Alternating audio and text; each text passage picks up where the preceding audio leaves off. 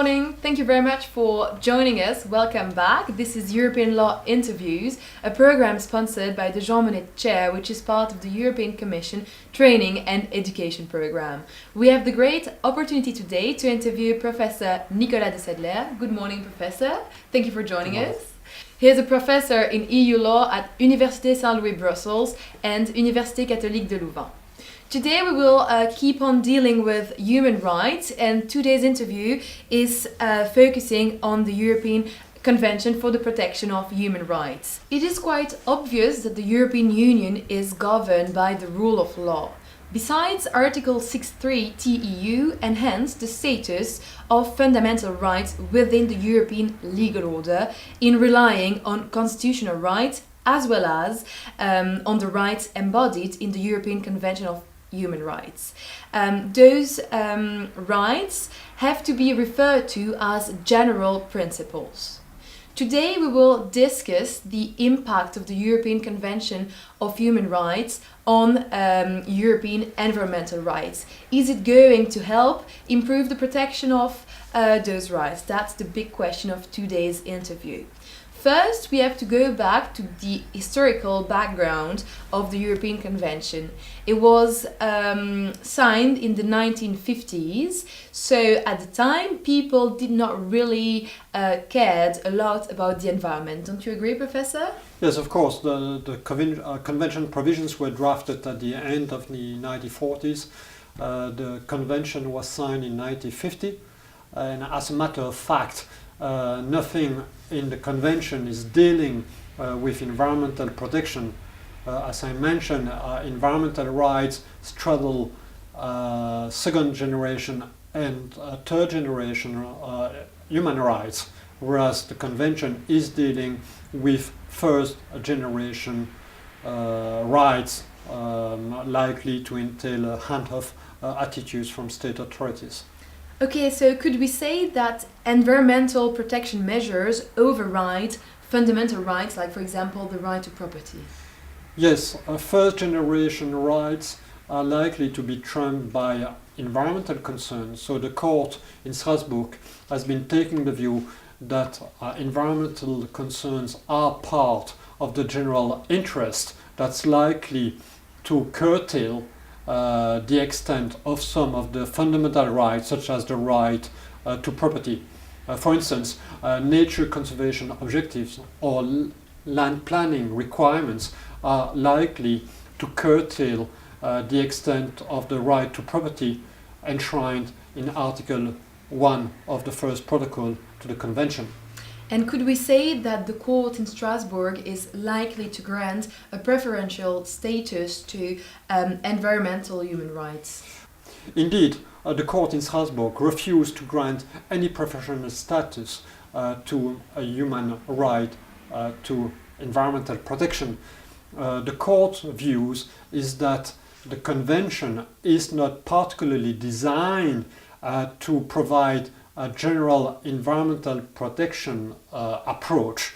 To that effect, the court's view is also that international environmental agreement as well as national domestic environmental regulations is much more tailored to deal with environmental risk than the cluster of first generation rights enshrined in the convention.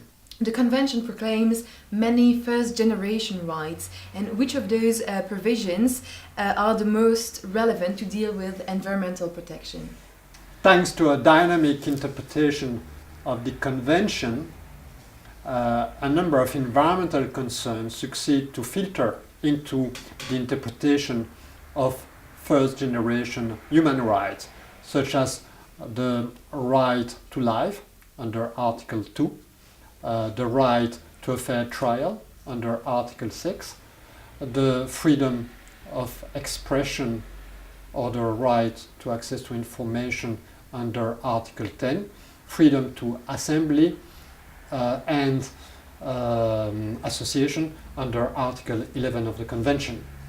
Is one of the provisions of the Charter designed to deal with environmental matters? In truth, Article 8 is the most significant provision Article 8 has been giving rise for some time to a very interesting theme of case law.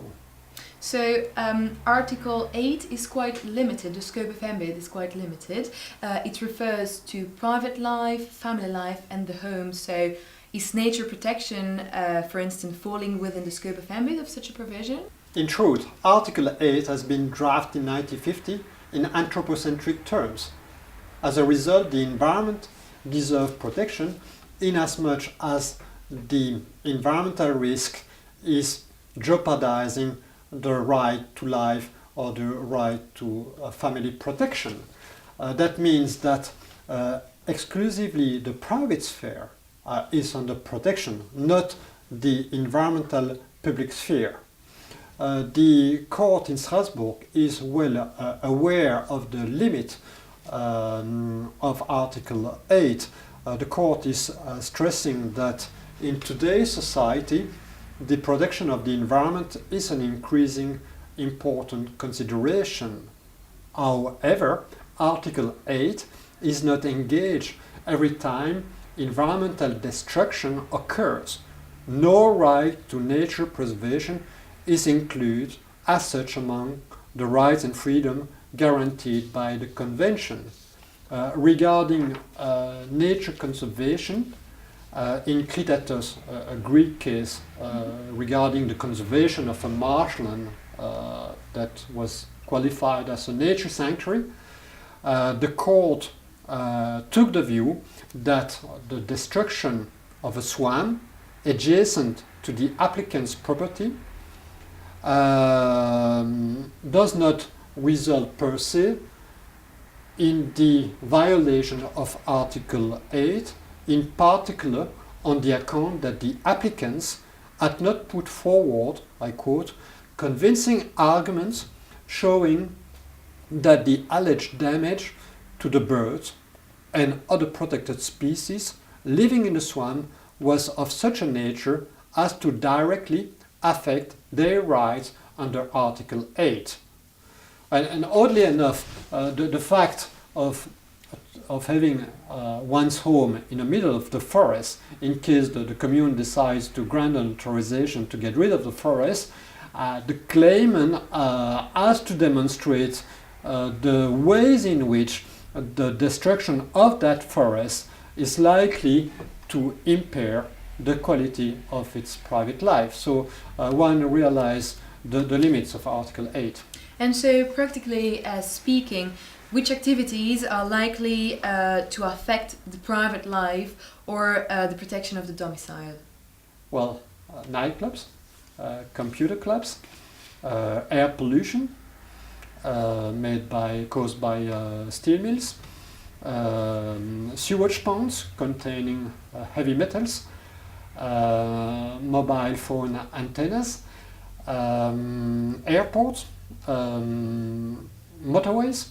So one is struck by the very broad spectrum of activities that were so far condemned with under litigations and claims brought to the court, to the human rights courts.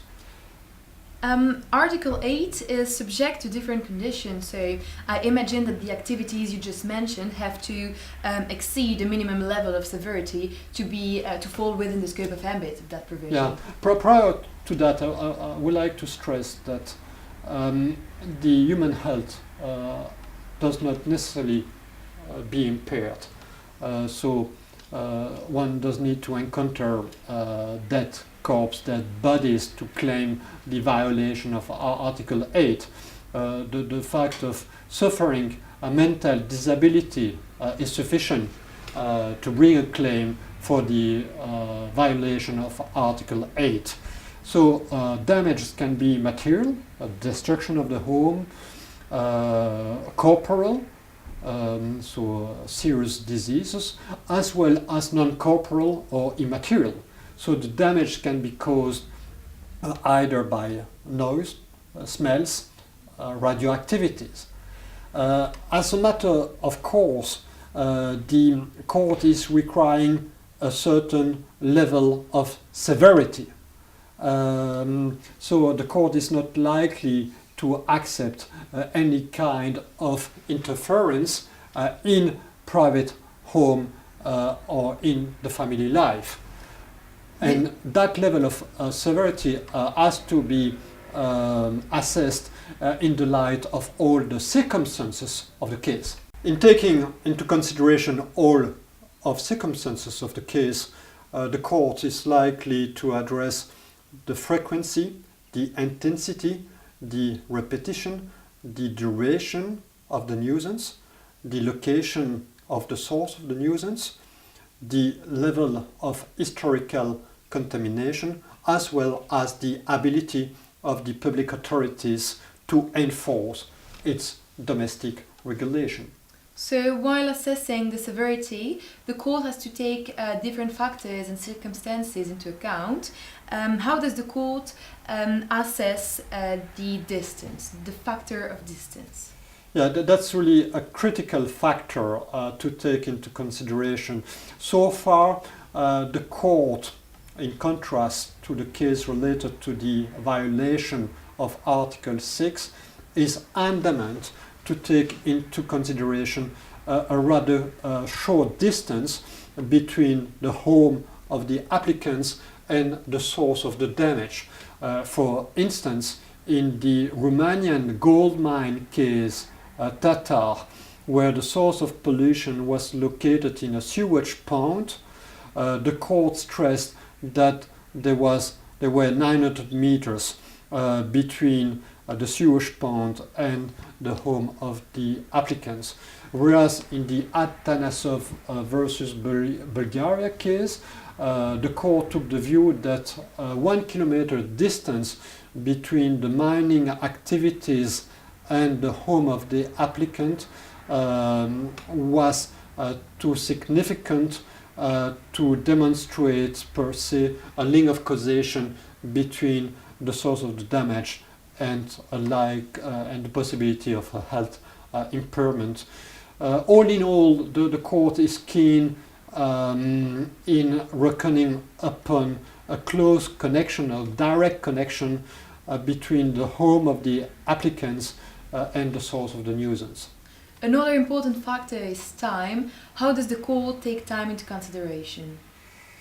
Moreno Gomez, a Spanish case, is a good case in point in that connection.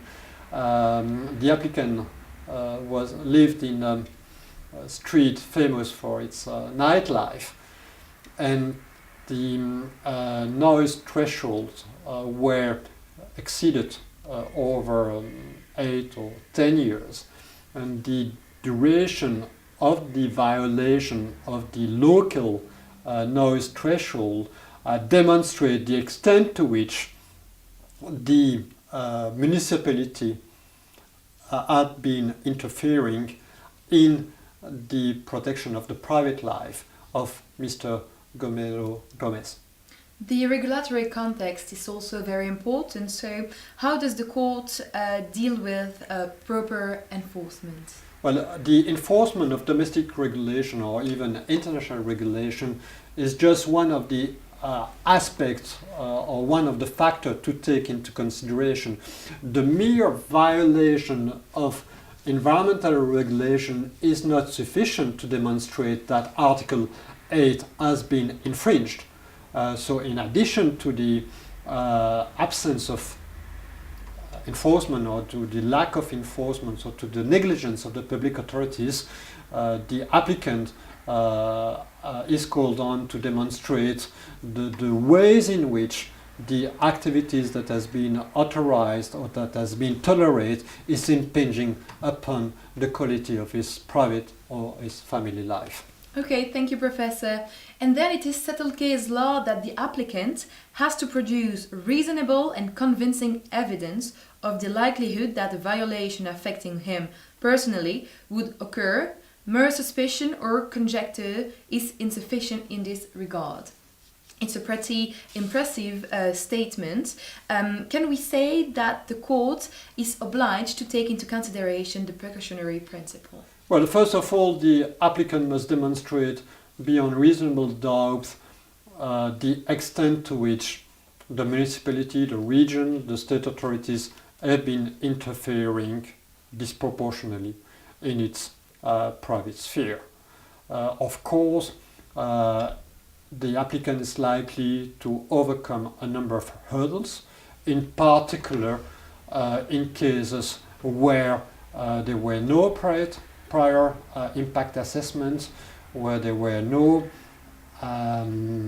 assignments given to the administration to assess the level of the risk, or whenever the studies, the scientific evidence has been biased. So one cannot require the applicant to be a chemist or an engineer to demonstrate beyond any reasonable doubt the impact of the activity on his health or on its private sphere. So that's a fairly tall order, and so many applicants do have to overcome major hurdles in not succeeding to gather the proper scientific evidence to demonstrate. My view is that the precautionary principle should play a key role in addressing the scientific evidence whenever there is still lingering uncertainty. So far, with respect to a mobile phone antenna or to nuclear exploitation, the Court of Strasbourg has been taking the view that the health risks are deemed to be speculative on the account that the applicant did not succeed to demonstrate the extent to which these activities were impairing their health. Nonetheless, in this Tata judgment related to the exploitation of a gold mine in central Romania, the court applied for the very first time the principle of precaution, in particular with respect to the absence of scientific studies related to the impact of the mine on the health of the residents. Okay, so if I understand you well, the rights provided for in Article 8 are tempered by a margin of appreciation left to states and the proportionality principle. Does this room of maneuver left to states reduce the applicant's rights? Yes, of course. The state authorities have to intervene in accordance with the law. Their action must abide by the test of necessity, and in addition to this, the action must be, or the interference in the private sphere must be proportional. Nonetheless, the state is endowed with broad powers, in particular given that environmental issues are not endowed with a specific status under the convention provisions. So the rights of the applicants are somewhat belittled in sharp contrast to the state competence, given that the state authorities are empowered to determine the level of protection that's likely to be granted. So as a result, the court is not ready to accept a negligible risk or risks that are inherent to the economic development of a state, of a modern state. So nuisance flowing from airport or from airplanes flying over your home are deemed to be nuisance linked to modern states, and so are not encompassed within the scope of Article 8. Well, that being said, the state authorities are subject to several limits. First limit, they are called on to tailor a legal framework that's adapted to the level of risks faced by the applicants. So the state authorities have to lay down proper regulations, have to carry out impact assessments, have to set out proper thresholds with a view to protecting the health and the quality of life of the applicants. Secondly, the absence of enforcement or the negligence or the absence to apply decisions of the courts condemning the state authorities for breaching environmental law is testament that the state authorities do not comply with Article 8. Thirdly, for a number of years, the court in Strasbourg has been keen in stressing the importance to conduct impact assessments according to the Aarhus Conventions, and I would like to mention that all the state parties to the Human Rights Conventions are also state parties to the Aarhus Conventions. So the Aarhus Conventions entails a number of procedural obligations, among which the obligation to carry out impact assessment for a number of important plans and activities. And so the absence of these procedural requirements is likely to entail a violation of Article 8. Okay, and are those procedural guarantees unlimited then? No, not at all. Though the state authorities do conduct an impact assessment, though the impact assessment experts highlight the importance of the risk, nothing precludes the state authorities to grant the authorization to realize the project or to carry out the program. So the fact of conducting an impact assessment does not mean that an adequate level of protection has been afforded to the applicants. Thank you very much, Professor. This is the end of this second interview on human rights. Today we focused on the European Convention for the Protection of Human Rights. We discussed the historical context, we discussed the scope of ambit of that provision, and we focused on the minimum level of severity. It is a very difficult concept, so we defined all factors and focused mainly on time, distance, and proper enforcement. Finally, we dealt with the precautionary principle and its influence on the case law, and we finally discussed the limits imposed to that by the margin of appreciation left to states, and we saw, of course, that it isn't unlimited. Thank you very much for watching us, and see you next time.